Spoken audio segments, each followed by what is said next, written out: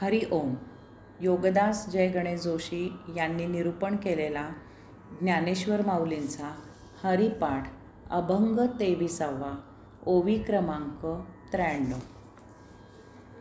अजपा जपणे उलट प्राणाचा, तेथे या मनाचा निर्धारू असे. अजपा जपणे उलट प्राणाचा, तेथे या मनाचा निर्धारू असे. श्री ज्ञानेश्वर माऊली सांगतात की अजपा जपणे उलट प्राणाचा. जपाचा अजपा होणे याला गायत्री म्हणतात.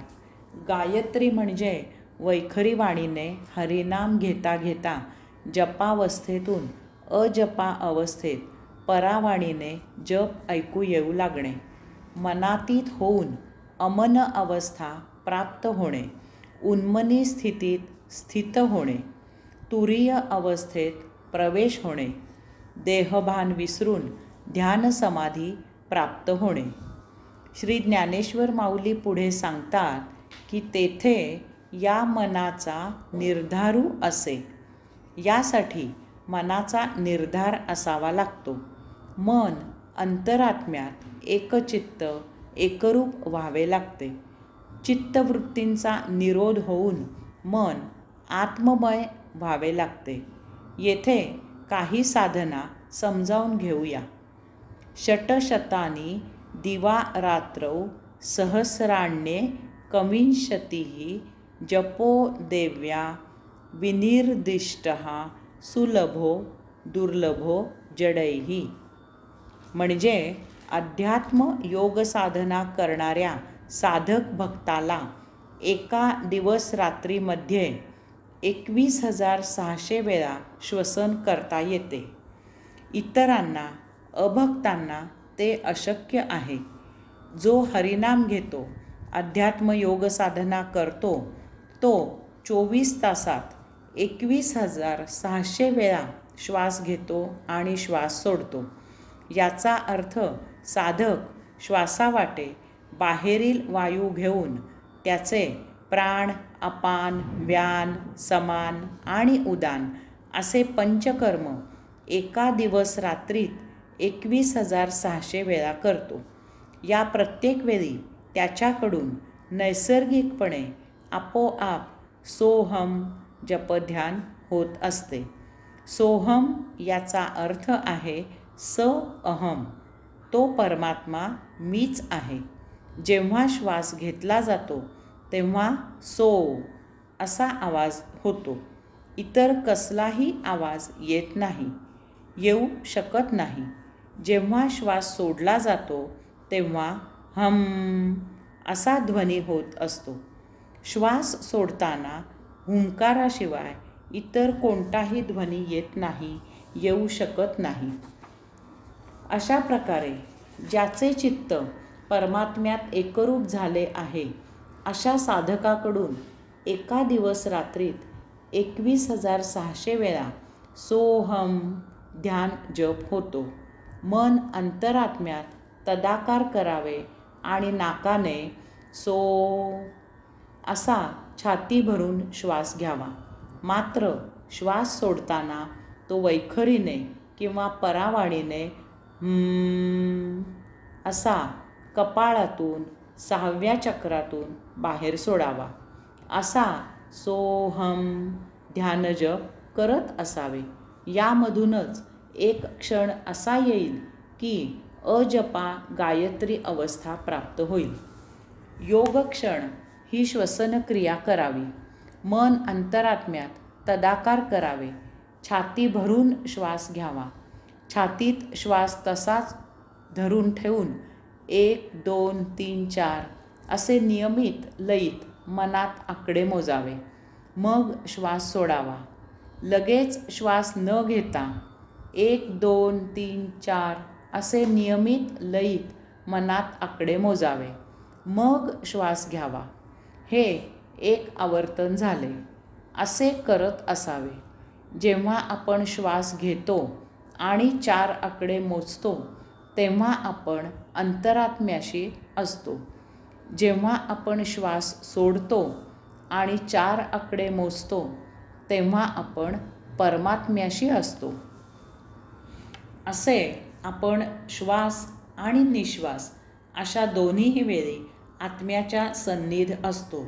तोच योगक्षण असतो. अशी उपासना सतत चालू असावी. जेव्हा ध्यानासाठी वेळ मिळेल तेव्हा उपासना करता करता एक क्षण असा येईल की अजपा गायत्री अवस्था प्राप्त होईल. सप्तचक्रांवर चित्त तदाकार करून योग प्राणायाम करावा. पहिल्या 2 चक्रांवर दीर्घ श्वसन आणि निश्वसन करावे.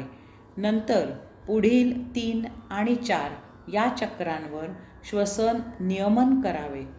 त्यानंतर पुढील 5 आणि 6 या चक्रांवर अंतःकुंभक करावे.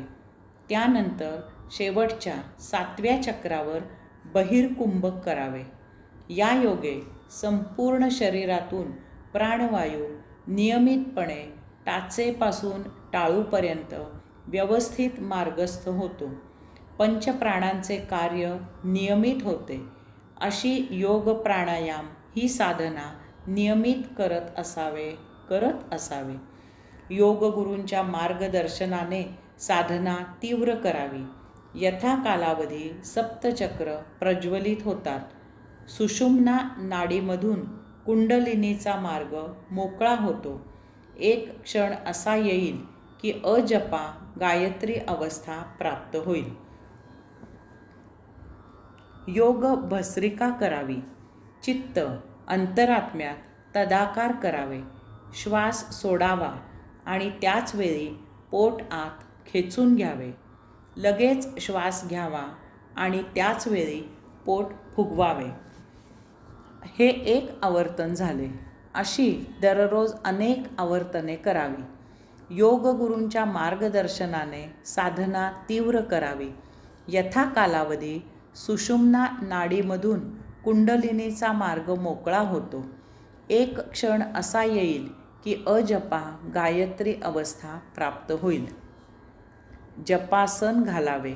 मन अंतरात्म्यात तदाकार करावे. वैखरी वाणीने ओम तत्सत त्वम असि असा महामंत्राचा सप्तचक्रांवर चढत्या क्रमाने नियमित लयीत जप करावा. जप करत असावे. त्यानंतर मौनात जप करत असावे.